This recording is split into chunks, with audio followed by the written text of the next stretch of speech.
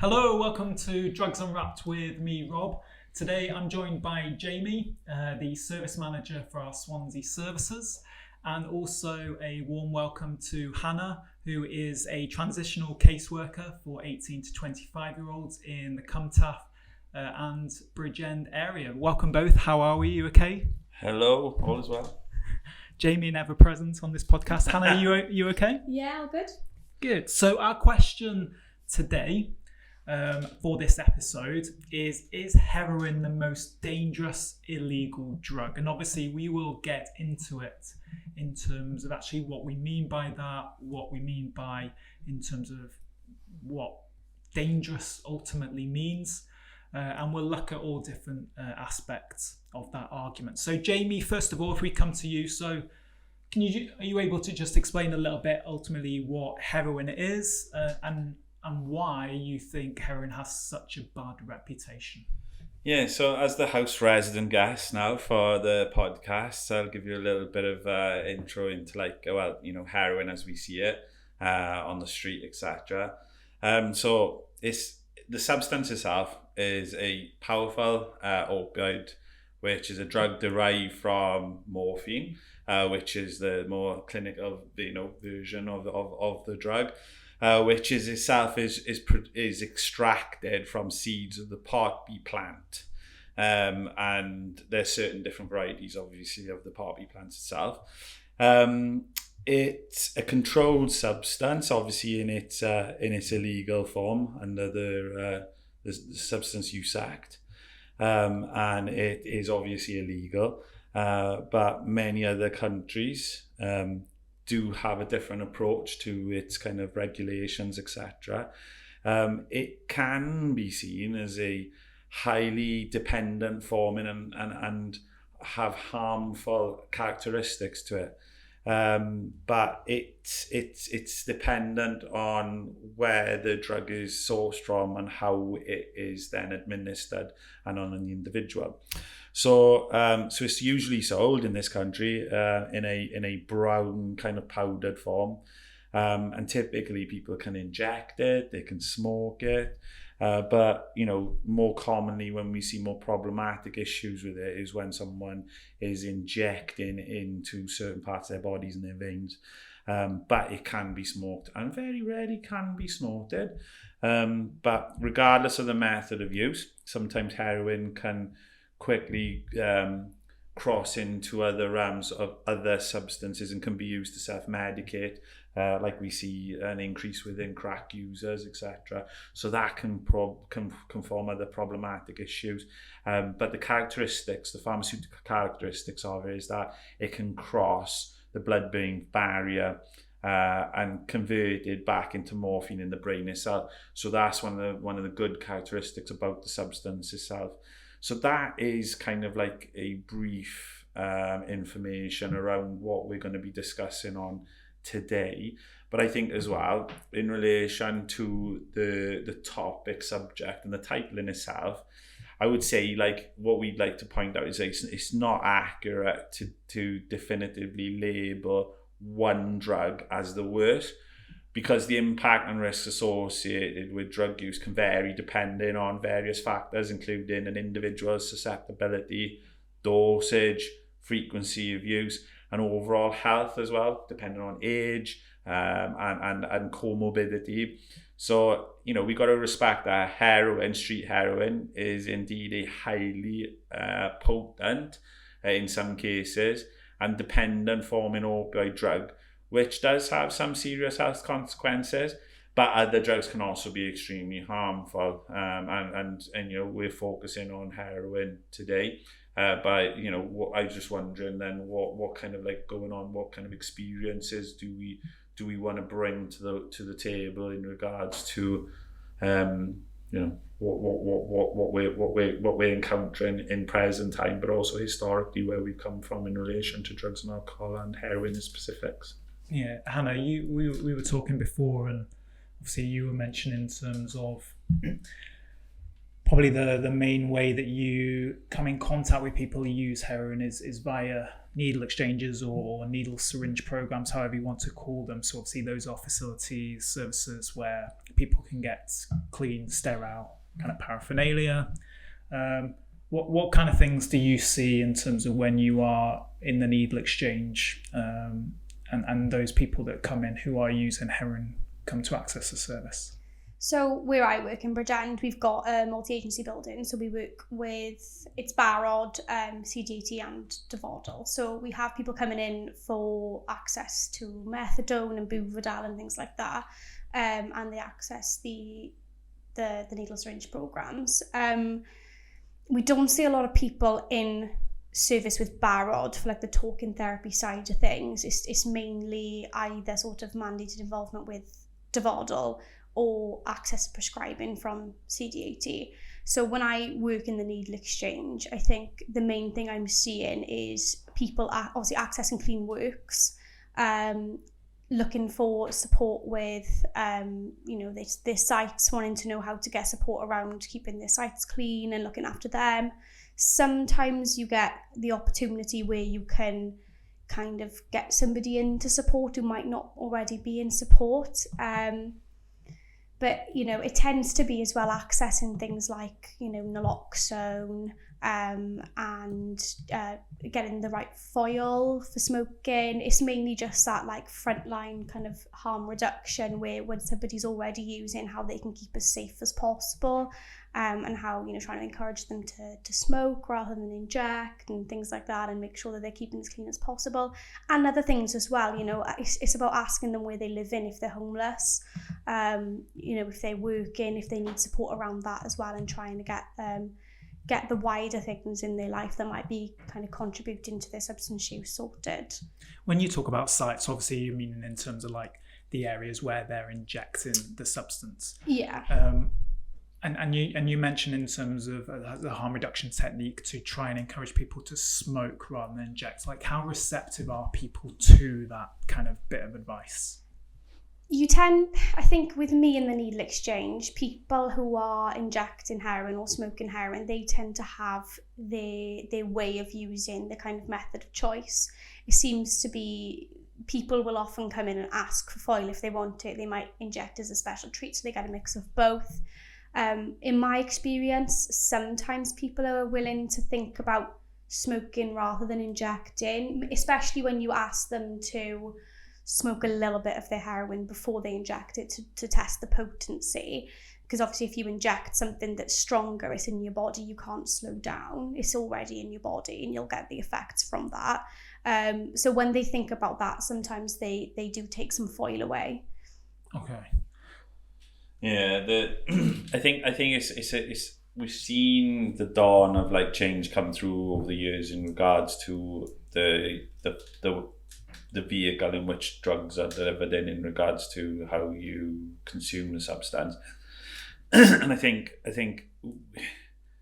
there was a transition of like going from smoking. We worked really hard to get foil and available through NSPs and needle syringe programs, and that was a great move in the right direction for harm reduction as a mechanism and a tool. However, because of the barriers and stigmas, which will probably come on and probably repeat throughout this conversation, is they created issues around then obviously how we inject and where we inject. And from my experience, we used to see, people would be coming in, they would be smoking, their circumstances would change due to how they would consume the drug with others, how you would source the drug from, like, people having to group their money together, chip in, and then being around with mixed kind of individuals where some smoked, some injected. And you've got to think about like how you be resourceful with your drug. So if I was an injector and you were a smoker, I would see you and your use as being more wasteful than convenient, like being resourceful with the amount of heroin that was available. So you're more wasteful if you smoke it. Exactly, like your use, you'd be able to redefine your use and get more of the drug if you injected. So the promotion element would come through amongst peers then. So it would be like, you're better off, injecting this you'll get more out of the drug, you'll feel it, you'll feel the benefit. Your tolerance, you're constantly chasing and increasing your curiosity, should we say, or your intoxication via the means of injection. So we'd like be going down the route of injecting the drug, you'd find far more beneficial. That was quite a challenge then, because obviously, you know, you can manipulate the situation, people become more vulnerable, and that's where we had many discussions around that. But then if you've got really bad practice, you've got really bad information passed around people who inject drugs, which can happen.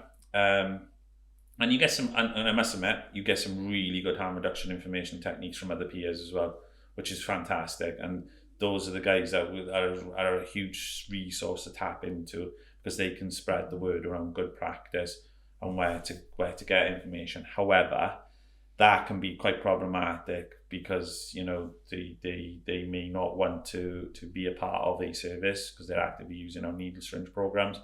But then what we also saw then was, like, if someone then has bad practice and they, what we termed as hammered their veins, the need to look for then other avenues. And then we saw that transition on to then like groin injecting, neck injecting, and that's up in the ante with the risks associated with injecting practices. It's hard to promote smoking when someone tolerances are quite high. And I think sometimes it can take away the kudos elements to then the needle syringe kind of program itself, when you're asking someone whose tolerances are obviously pretty high to then kind of like smoke the gear before before you inject it, or just try a bit before you do. But that was very difficult to kind of get that into good practice. You can implement that in other like kind of drug uses, like within the stimulant scene, when you're using pills and powders, you can do that. But when you're injecting, it's hard. It is quite difficult to do, especially when you've got withdrawals, impacting on someone's use. But then I suppose we're going to be looking at it further. But those are just some of the challenges I think that we're encountering now. And that's without then the poor quality heroin that we're currently seeing at the moment as well, which means that people are taking probably more risks with not going low and slow, because they everyone's preempting the fact that quality of the drug itself is pretty poor.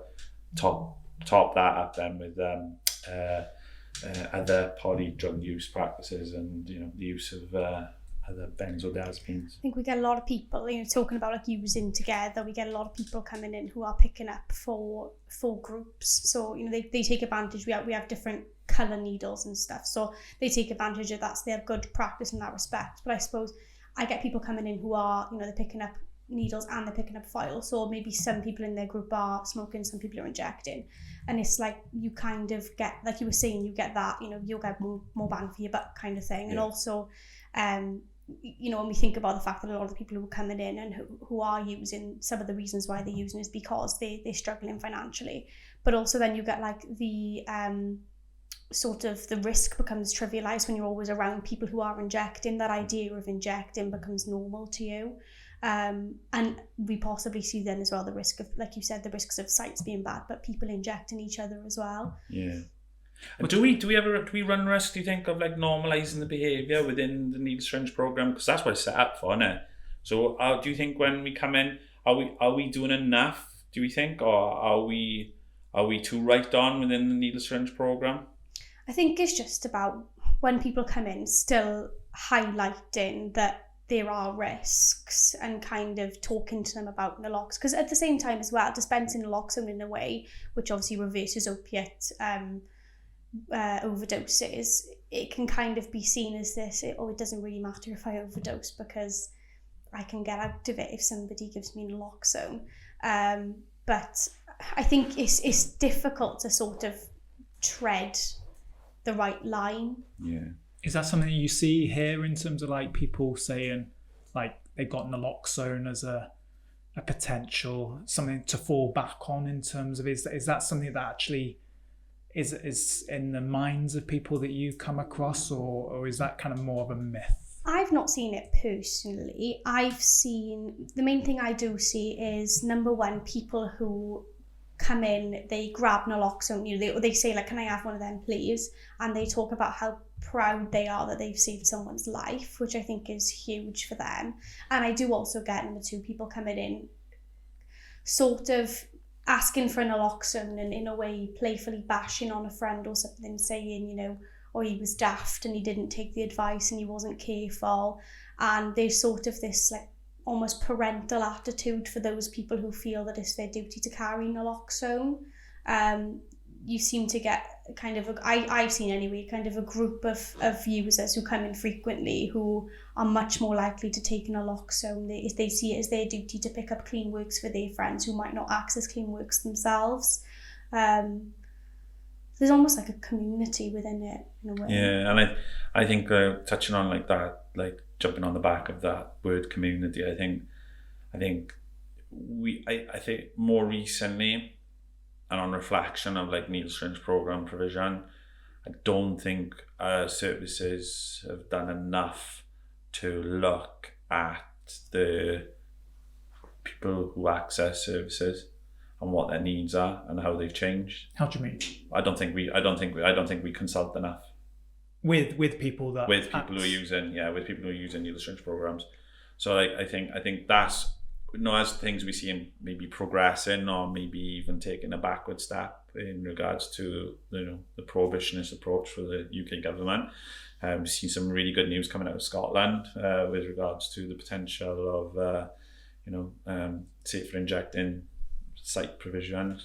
I think at the heart of everything as the agendas at the moment, I don't think there's enough of. I like the word co-creation workshops, because I think like we need to be facilitating more opportunities for those people within, say, who are on their recovery pathway, which tend to be the ones who engage more and have a voice. But I think, as I refer to them as users unions, so people who are actively using and are not anywhere near the treatment system, those are the people that we really need to be getting heard and allowing an opportunity in a whole host and manner of ways, not just inviting them into our projects and they come to us, us going out onto the street, doing those kind of like on the beat, on the walk, kind of like walk and talks and discussions, recorded elements of the discussions, incentivizing their participation as well.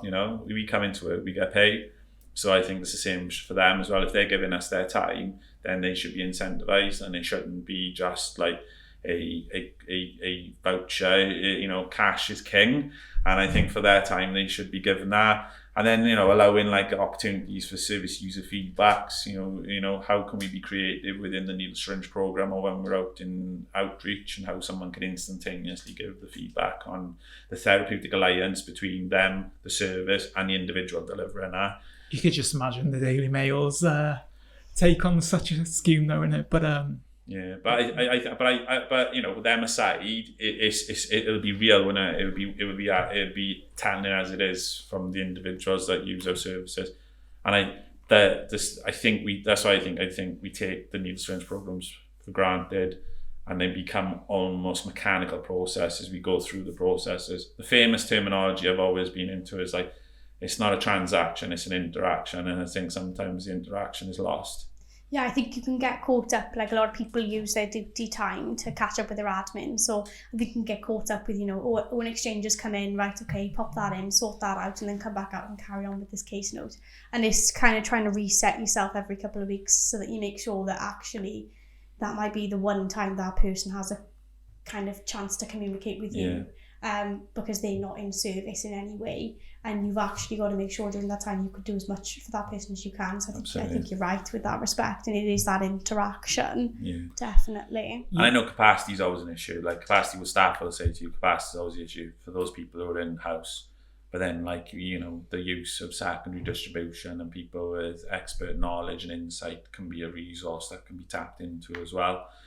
I know people may be a bit worried about that, about then what's the legality, and how do we have accountability and governance over that.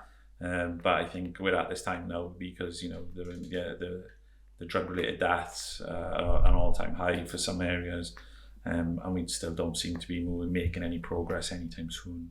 You both mentioned in terms of community, so going back a little bit, and obviously that being a positive in terms of whether it's people saving other people's lives via the use of naloxone, whether it's in terms of picking up clean, sterile equipment for other people, or in terms of ultimately kind of having other people to potentially just identify with.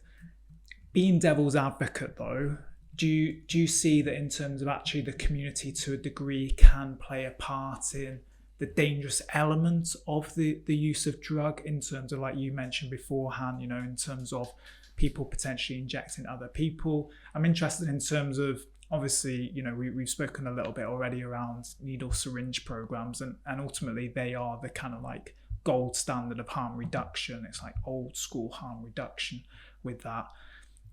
In terms of, you're seeing people who are potentially showing you their sites, and obviously hopefully ensuring that everything is okay from a physical health perspective there, with potential any kind of wounds or anything that they may have.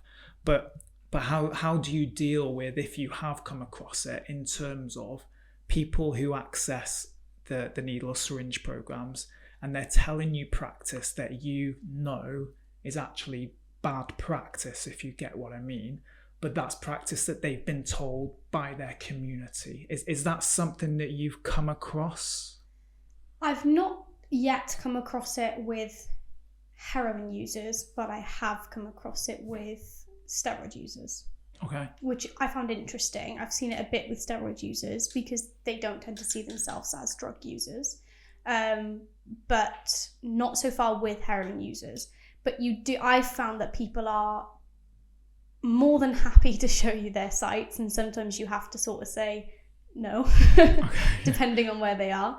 But I think a lot of people I've spoken to, they've been very honest about their injecting practices, and if they think something's going wrong, they've asked me for advice, which maybe I'm lucky in kind of having people coming in who have that kind of openness and that willingness to do better. But yeah, I think a lot of the time when I've tried giving advice about injecting practice, people have been more than open to that feedback. That's just in my experience. In terms of the steroid users then, when they've been provided that, have you seen potential harms that have resulted from that bad advice and bad practice? I've not seen any harms, but I do see a reluctance to sometimes I see some lads who come in, because it is mainly lads, and they're very open to the advice you give them, but sometimes I see some older steroid users who, they've been doing it for a long time, and they don't really want the advice. They want to get this stuff and go out. They've usually got a hat on that's covering their face because they don't necessarily want to come into service, because I think when you think about a needle and syringe program, you just think about heroin users. You don't think about the other people accessing those needles and syringes. So there's this association with, that's just for heroin users. And one I commonly come across is like the kind of hierarchy, where you'll get people coming in and you say, do you mind me asking what you're using, where you're injecting, because you need to know if they need naloxone or anything. And if you say to somebody on the wrong day, do you need naloxone, they might come out with, oh no, I'm not a smackhead, I'm using crack. And then some heroin users will come out with, I'm not a crackhead, I'm using smack. And they've kind of got these languages that they have for themselves as well, that it's almost like they've reclaimed.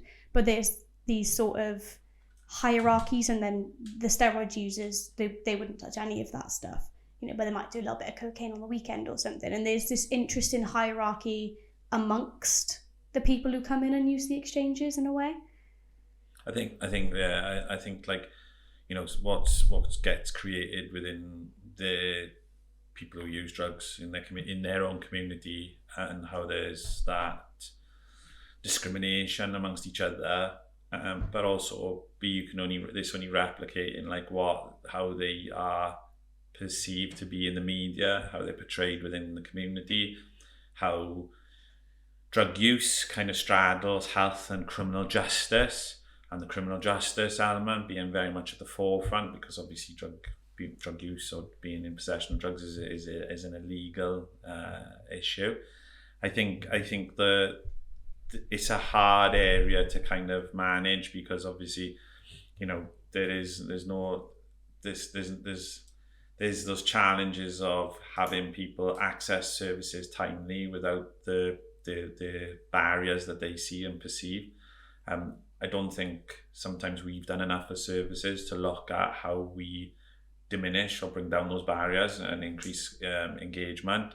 And the ways we can do that is obviously working along community in general, not just people who use drugs, getting people more aware about like where people have their distance travelled and why they got to where they are today.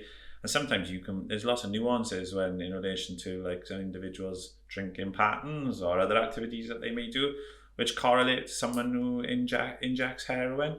So sometimes when we get those opportunities from looking at the core principle basics of harm reduction, if we can engage with the society better and get people more understanding about trauma-informed approaches, adverse childhood experiences, and where people have been on their journey through life, that we could potentially then look at a far more accepting and non-judgmental, you know, bringing in anti-discriminatory practices in throughout, to be able to support people that can then feel like I can access services at a timely manner. I can come in and not feel like I'm a certain lesser person than the person that's giving me my needles, you know. And I think those are the challenges that we face in every day, because we've still got that prohibitionist approach to it. I don't think we'll ever be able to do away with that until UK government really look at their strategies and kind of, you know, inform much better practices. You know, there's that inherent link, isn't there, between drug use and criminality, which, you know, obviously if you are using an illegal drug, then okay, that's a criminal activity, but what actually about using that drug is the criminal aspect of that. So we've mentioned quite a few things really in terms of actually what could make a drug just dangerous, not necessarily heroin itself. Obviously we talked about injecting quite a bit already. Hannah, do you feel that in terms of, because that is one of the routes of administration of heroin, one that automatically makes it more risky, more harmful, more dangerous, whatever terminology you want to use, but it also adds to the reputation of the drug, because we know, you know, there are studies out there. So most well known in the UK is the one undertaken by Professor David Nutt back in 2010, who looked at how dangerous drugs are, and they found that alcohol was number one, and by quite a long way.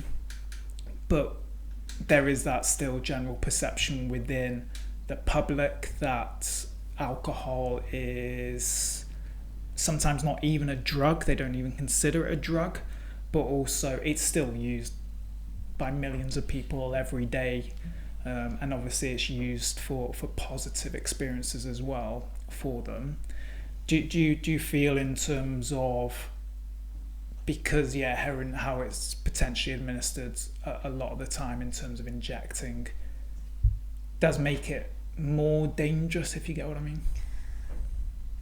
Yes, I think when you think about how you take heroin, you've got smoking or injecting. So we obviously associate smoking with being harmful because of smoking tobacco, and you know, any kind of smoke going into your lungs is never good. And then obviously when you're injecting yourself, there's the risks of bloodborne viruses more than any other route of taking a substance. And I think when you think about alcohol, you know, when you drink it is something that's very normal in our society. We drink when someone gets married, we drink when someone dies, we drink when there's any kind of special occasion. You know, there's the milestones in your life. You turn 18, oh, it's your first drink. You know, most people are given their like first little sip of something long before they're 18. So I think it's that kind of disparity between risk awareness and risk reality. I think when you think about heroin itself as like diamorphine, what heroin is, because heroin's actually a brand name from when it was a legit medicinal substance that was actually prescribed for opiate dependency in the early 1900s.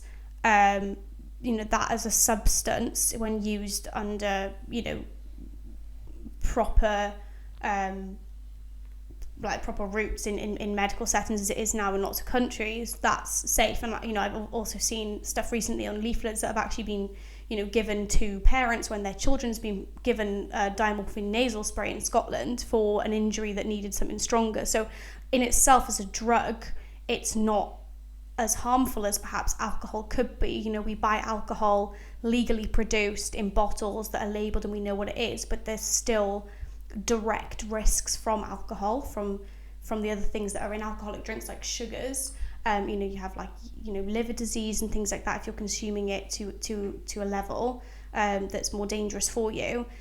But I think when you're talking about heroin as we know it now, illicit heroin, it comes down to, like you said, the other things that might be in heroin, the root of taking that. And when you think about bloodborne viruses, when you're injecting heroin, that then takes you to another level of risk. You could actually contract something that could make you really unwell. You could potentially be injecting bacteria into your body, straight into your bloodstream, that if you were drinking something, that bacteria would normally be kind of destroyed in your stomach. And then you've got the link between the bloodborne virus, HIV, and then AIDS. And I think when we think about heroin, and we think about heroin in the 80s, which is when we're seeing all these epidemics, there's this direct link between intravenous heroin use and the AIDS epidemic. So you see a massive sort of surge in society of the association between heroin and AIDS, which obviously was attacked at the time. And it's interesting because one of the main media campaigns during the 80s was actually created by the same person who made one of the AIDS media campaigns. And there's just this constant link between the two of them, that ever since then, heroin is this sort of dirty drug, whereas alcohol is something that we do every day. It's something that we use all the time. It's normal in society. So you come to this sort of risk disparity where alcohol's okay because we use it every day, and heroin's not okay because it's something that's dangerous that we don't do. But actually, when you break it down to the drugs themselves, diamorphine as a substance has probably lower risks when used correctly compared to alcohol. And the risk really is directly linked to the adulterants that we would find in heroin, if that makes sense. So actually when we break it down in terms of the question itself, is heroin the most dangerous illegal drug? It's actually not the drug, so to speak, we're talking about. It's everything else that goes around with it. Because like you mentioned, heroin in terms of its pharmaceutical form, diamorphine, is used every day in hospitals, as a medicine. And obviously, if somebody is given morphine in those settings, chances are it's pharmaceutical heroin, from that. So actually, when we're talking about how dangerous a drug is, we're actually talking about the media, what you mentioned, in terms of those previous campaigns. We're talking about prohibition and ultimately the risks that come with that, as well as, obviously the other kind of routes of administration. Jamie, in terms of, hope you don't mind me saying, you've been around for a little while in terms of drug services. Resident. Yeah. In terms of, for you then, what do you see as being the main harms around kind of heroin use? You've talked about prohibition. Yeah. What do you see in terms of around prohibition specifically that actually adds to those harms associated to heroin? I was just listening now, and I was really keen to kind of not jump in, but also mindful of I was just ticking a box of everything that was, when you're looking at opiates and its use, all the connotations, all the tenuous links, everything was negative, wasn't it? Everything, which has also, over the years, has encountered stigma. And I think stigma has been a huge part and has played a massive part to this day in drug-related deaths in general, and particularly within people who use opiates. So I think the stigma element, which I don't feel ever gets addressed appropriately, and whether that's on reflection of looking at services and how they're delivered, right through to the people who are using, not knowing the data offhand, unfortunately, but I know that, when you look at the drug-related deaths and you see the numbers over the last few years, majority of people have been in contact with services or have been in treatment and have dropped out. Why are we not asking the questions, and why are they not still in treatment? Why did they die alone? Why are they using on their own? Stigma, why were they not kept in? Why were they not in treatment? Because they maybe weren't adhering to the prescribing regime, and there was concern around this, very much a how do I describe it? Risk averse nature that sometimes we work in, is that then this person is far more riskier than we imagined, and do we want the person who is a higher risk of overdose when they're on our books than being out there using substances? And so it just, for me, it boils back down to back to basics. So how do we address stigma? How are we going to combat stigma? We can always say, we can improve prescribing services, we can improve treatment, but I don't think if we're building our approach on sand, then we haven't got a sustainable platform to keep on growing. And I think why we need to revisit that, and as we mentioned earlier on, that co-creation workshops and with the people that are using substances, and people who are using our needle syringe programs, and work on the key principles and strategies for harm reduction. And the first one for me is that acceptance and that non-judgmental approach. That's vital. And if you can enhance that, and you can get one another to look after each other, in a world where the illicit markets are very based on fear and intimidation and exploitation and money, which obviously brings into your point about prohibition and how that generates that and facilitates the continuation of those marketplaces. We've got to have that kind of nurturing approach to one another to be able to enhance then better outcomes, which can only lead to other general approaches, which is generically part of a public health platform. When we're looking at harm reduction, is those kind of elements such as just naming just a few: education and information approaches, what best vehicles are used for that, how do we install that into everyone who's involved, and not just people who are associated to drugs and alcohol field, specialist agencies as such. We got to branch out, we got to be more creative in our approach, like this kind of platform that we're creating through social media and podcasting. This is that kind of approach. But then how do I connect to this if I haven't got a digital medium platform that I can connect into? How do we make it more accessible? How do we know what we're saying and what we're doing is working? Evaluate what we're doing. Safer practice. We find that needle syringe programs, depending with it, in your pharmacies, are the people there best placed to be able to give them the information? Possibly, yeah.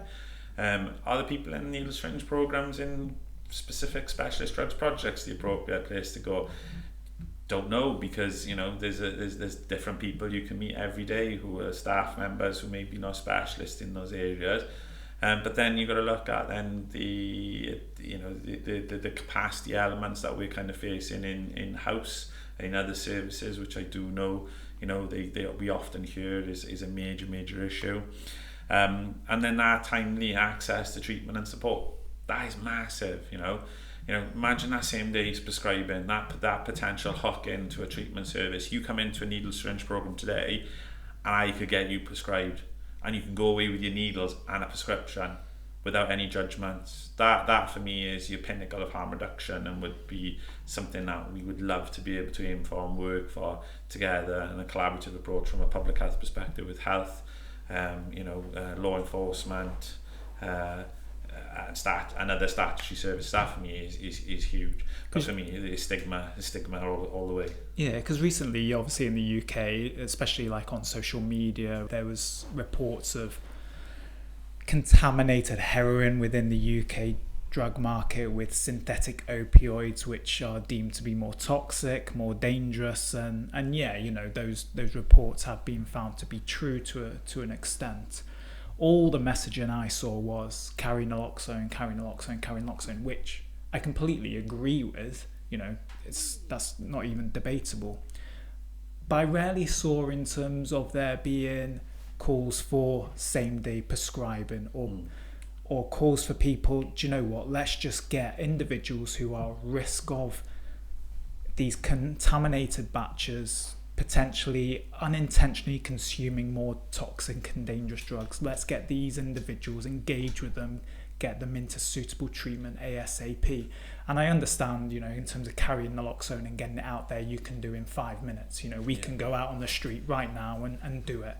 Whereas to put systems in place in terms of rapid prescribing, obviously it's not something you can just do tomorrow on the large part. I get that, but I rarely see those calls being made. It's not elastoplast, isn't it? Yeah. You know, it's just that sticking plaster. It's not, you know, as I said, you know, I often will tell people when giving a kit that you use alone, this isn't, and you go over, this isn't going to jump out your pocket and jab you in yes. You know, it's going to be, you're still going to pass away. And it's not guaranteed to work even if somebody else does it to you know, and I think sometimes we forget about that. And I think there's a general attitude, you know, maybe not from you know, a barod perspective, but in general there's this attitude of placing the responsibility on the drug user. Yeah.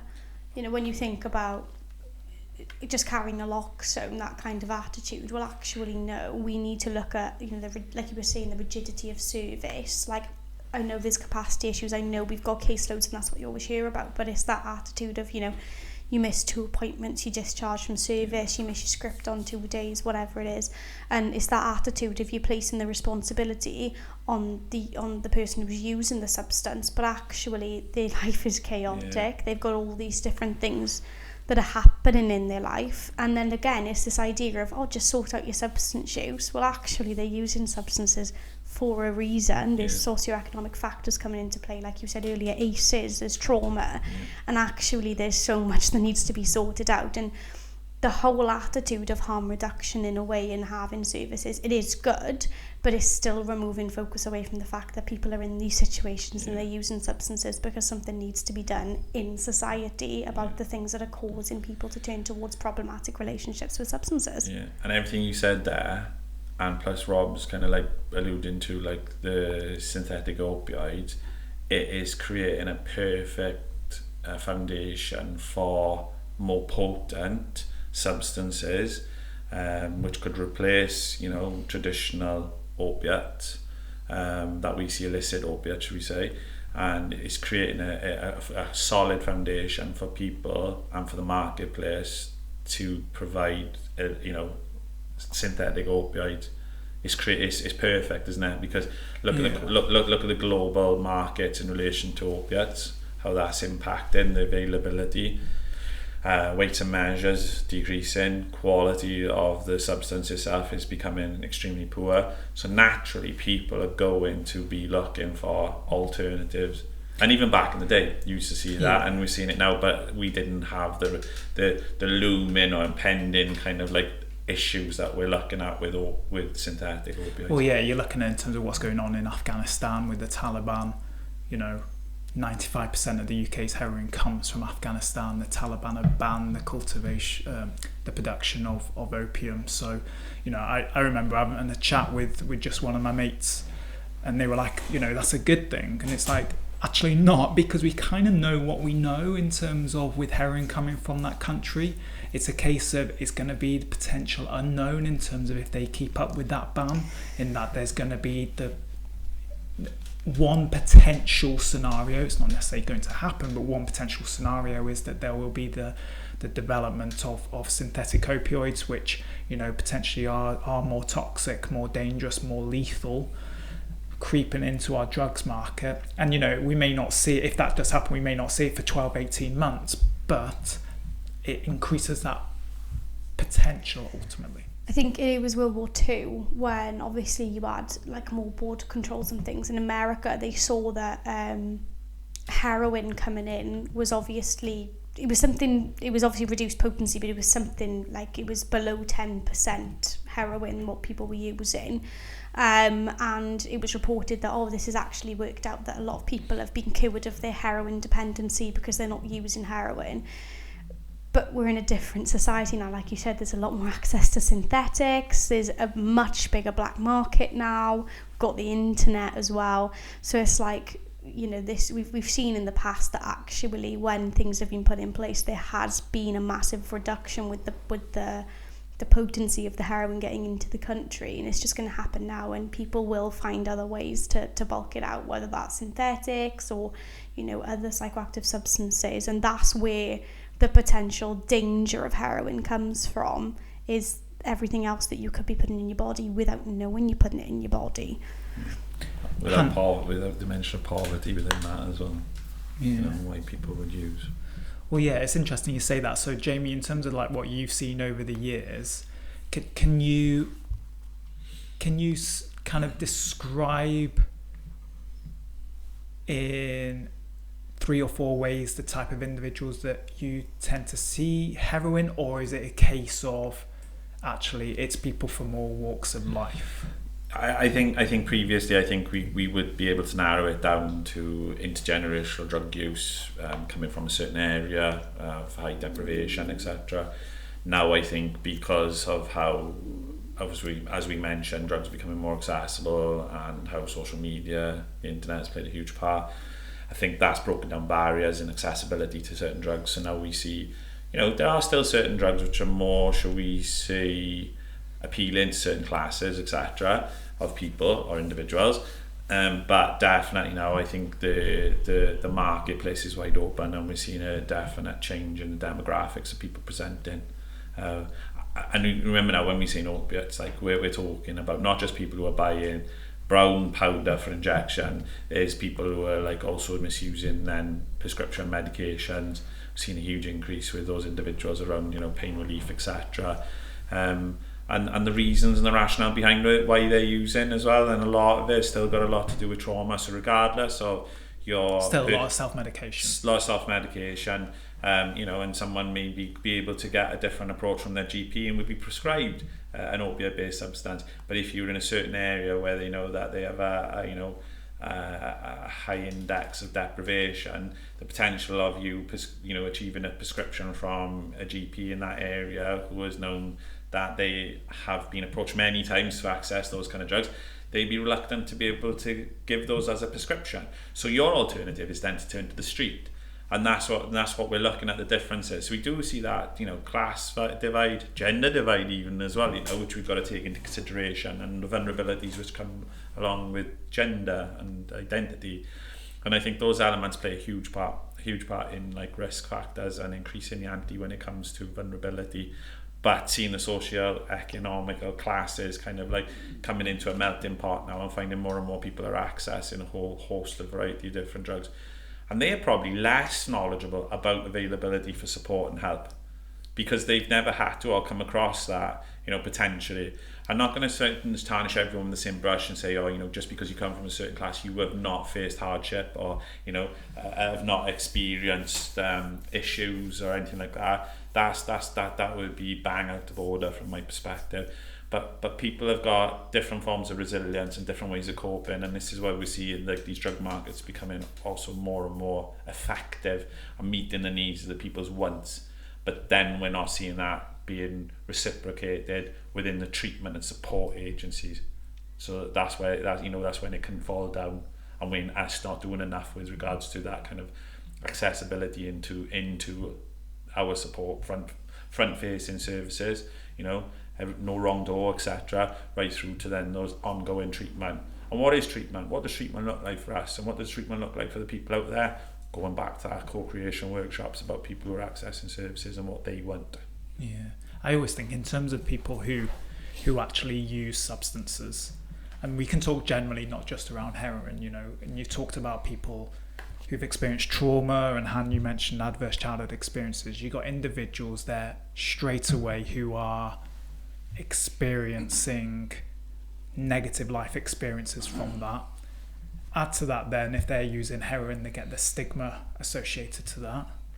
and then double whammy in terms of potential criminal element because they're using an illegal drug, and it always, for me, it never sits right. And personally, I don't understand it in terms of the stigma, and I don't really understand in terms of the prohibition kind of enforcement of it, because you got individuals there, as a hypothetical scenario, who are getting triple whammied purely because of maybe an experience that they had no control over. It was an experience that they, unfortunately played a part in their lives. Do you ever see in terms of stigma being eradicated? Or do you think there is a way that we can do to try and significantly diminish stigma? I think it's a tough one because, as someone so I've worked in the drug and alcohol field for about 18 months, and before that I was very, very sheltered from substances in general. And I think my eyes were massively opened when I started working with substances. And I think there's an intergenerational stigma and conversation going on around heroin and opiates and other substances. But I think the only way that we're ever going to improve substance misuse in the UK is reducing the stigma, trying to eradicate the criminal market, which is around, obviously, the Misuse of Drugs Act and the fact that we have a criminal market because drugs are illegal. And how do you change an ongoing viewpoint of illicit substances that has been formed for centuries? The views against the illicit use of opiates started as far back as the illicit use of opium in 18th century Britain, where it was okay for the upper classes to use it as a medicine, but the lower classes who were maybe misusing it because of socio-economic situations in order to cope, then it was a problem. Then you've got situations like the global issues involving heroin being sort of met with the death penalty in China in the 1920s or the 1930s. These things that are just sort of, my parents' generation would have lived through the 80s, where you've got campaigns sort of saying, well, heroin screws you up. Heroin is the reason that you've got these issues in your life. Heroin's the reason why you might lose your girlfriend. Heroin's the reason why you might lose your job. And actually there's no responsibility taken by the government for the real reasons why people might be unemployed and the real reasons why people might be struggling in day-to-day life. And I think until responsibility is taken on a larger scale, stigma's not going to get eradicated, because it's easier to blame drugs for things going wrong in society. So I think it's a really hard question to answer. I think to be fair, I think stigma is a broad subject which crosses so many different interrelated issues. And I think when you look at main things such as race, mental health, disability, gender, all those kind of things that stigma is encountered. So it's not something that's unique to drugs and alcohol. But it is something that we can work on, and we can pioneer and mobilise people to start, working towards eradicating it, whatever it is, that stigma. But it always starts with an idea somewhere, and education and awareness is obviously primary to that as a starting point. And it starts at education level, and it could Definitely. be like introduced into schools, etc. I think what you said, Jamie, as well about giving more voice to the people who are actually using. We've got service user involvement groups, obviously, for people who are in recovery, but actually giving a voice to people who are currently using. The more we can hear about those people, we can advocate for them as much as possible. Yeah. But the more we hear from those people and give those people personality, and we don't put narratives onto those people. And when we say about narratives, and we talk about language matters. And we talk, and when you highlight some of the terminologies which you use, and addiction and addict is well documented in journals, in medical journals, in treatment, you know. So it's a huge part of the fabric, and it's something which needs to obviously be explored and tackled. Okay, so considering everything that we've kind of discussed in terms of what potentially makes heroin a dangerous substance, and I think we can potentially all agree that actually it's more so everything that goes along with the substance rather than the drug itself. Kind of to wrap up, in terms of from our services, from a treatment perspective, what can we do, what can we continue to do, and what do you think that we could or should be doing to continue to try and reduce all those different harms associated to heroin use? So I think the needle and syringe programs are really important, because obviously, like you know, we've said, it's the gold standard of harm reduction. It's allowing people to have that sort of clean way of injecting as best as you can, to kind of try and reduce some of those associated harms, so the bloodborne viruses, and also, you know, damage to your veins from using the same needle over and over again. And I think in terms of what we've spoken about with rigidity of service, maybe, you know, being more patient with people so that they can stay in service more, understanding more that people's lives are chaotic, and that if they do miss a few appointments, okay, find out why, what's going on for them, what can we help them with outside of, you know, specifically their substance use, what do they need support with, because disengaging from service is a sign of potential lapse or upcoming lapse. So using that as an opportunity to re-engage somebody as best as you can, going out in the community, not expecting them to come in. You know, things like those service user involvement groups, but also going out in the community and asking active people who are using to speak about what they would like to see from service as well. And I think, you know, naloxone is a huge thing. So one of the biggest potential harms is overdose because of that built-in tolerance. So having that as a tool for people to come and take with them, and so they've got that kind of autonomy where they can protect themselves and they can protect their loved ones, I think that's really, really important. Cool, thank you, Hannah. Jamie, any lasting kind of words from you in terms of how else we can continue to reduce the harm? I think obviously to take the onus away from what drug users, people who use drugs, need to do, I think the responsibility lies with legislators, service providers, treatment agencies, etc. I think a lot of it's to look at in-house and look at like promoting inclusivity, which is massive, challenge stereotypes, you know, in our roles. Community engagement, going back to, you know, they are the experts in the area and the field of like knowing what it is to be someone who uses drugs, but also knowing what it's like to be a family member or a, you know, person that's been affected by drug use. Lead by example, good practice, harm reduction at the forefront of everything, making sure that harm reduction is truly harm reduction and not some sort of pissy half-assed attempt. I think we often label things harm reduction when in fact it's probably prevention, and it's kind of really not particularly motivating for people who work within that field, or also people who are on the receiving end of that and it's been done to them. And encourage and promote self-advocacy. I think that's huge. That's a huge, you know, giving people the rights and the opportunity to have a voice. And one I think last and end of sentence for me is like having patience and persistence, because I don't think in my lifetime, you know, I'd like to be able to see that we see inroads in, but if it doesn't, I hope then the generations to come will still keep the fight going for people who use drugs and opiates.